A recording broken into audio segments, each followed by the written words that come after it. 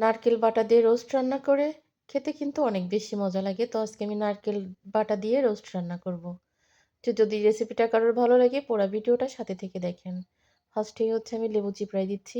তারপরে দেব হচ্ছে ভিনিগার। আমি কিন্তু টক দই দিয়ে কখনো গোশ ভাজি করি না। টক দই দিয়ে গোশ ভাজি করতে গেলে এক হচ্ছে কড়াইতে লেগে যায়। দ্বিতীয়ত হচ্ছে গোশটা কখনো একদম মচমচে করে ভাজা হয় না ডুবো তেলে। কাঁচা, কাঁচা থেকে যায়। তো আমি কিন্তু এজন্য টক দই দিয়ে ভাজি করি না। আমি এখানে বড় মুরগি প্রায় ৫ কেজি ২০০ গ্রাম ছিল মুরগিটা অনেক বড়, বড় করে কিন্তু পিস করে কাটিছি। এজন্য বড় গামলাতে করে ধুইছি। তাতেই কিন্তু মাখাচ্ছি। তো এখানে লবণ দিয়ে, টেস্টি সল্ট দিয়ে, ভিনেগার দিয়ে আর হচ্ছে লেবু দিয়ে ১০-৫ মিনিটের মতো ভিজায় রাখিছি। রেখে ফার্স্টেই তো মুরগিগুলা দেখলেন কত সুন্দর করে একদম ডুবো তেলে মচমচে করে ভাজি করেছি। আর এই হচ্ছে নারকেল বাটা। তো রোস্টের জন্য এখানে সব রকমের মসলা দিয়ে দিলাম। দিয়ে হচ্ছে নারকেল বাটা দিয়ে দিলাম। আমি কিন্তু রোস্টে কখনো গুঁড়া মসলা দিই না।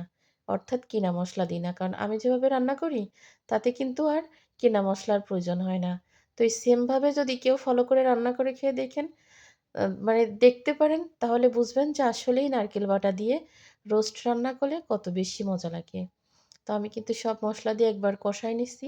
এইবার নারকেল বাটা দিয়ে আবার কষায়ে রোস্ট কিন্তু চড়াই দিয়ে পোলাওর জন্য এবার সবকিছু রেডি করতেছি। তো পোলাওর জন্য এখানে আদা বাটা আর হচ্ছে রসুন বাটা সব রকমের মসলা দিয়ে গুঁড়া দুধ দিয়ে পানি দিয়ে দিছি। আর এই পানি এখন উতলাই গেছে। এখন হচ্ছে ধোয়া চালগুলা এর ভিতরে দিয়ে দেবো। অনেকে তো চাল ভাজি করে পোলাও রান্না করে। আমি কিন্তু কখনো ভাজি করে রান্না করি না। এভাবে পানি পোলাও রান্না করি। এই পোলাও রান্নার রেসিপি শুক্রবারে দিছিলাম পুরাপুরি। আজকে আর ওইভাবে দিলাম না। ঝটপট করে রান্না করতেছি। আসলে শীতের সময় কিন্তু যেকোনো খাবার রান্না করলে ভালো লাগে। তো রাতে পোলাও আর রোস্ট।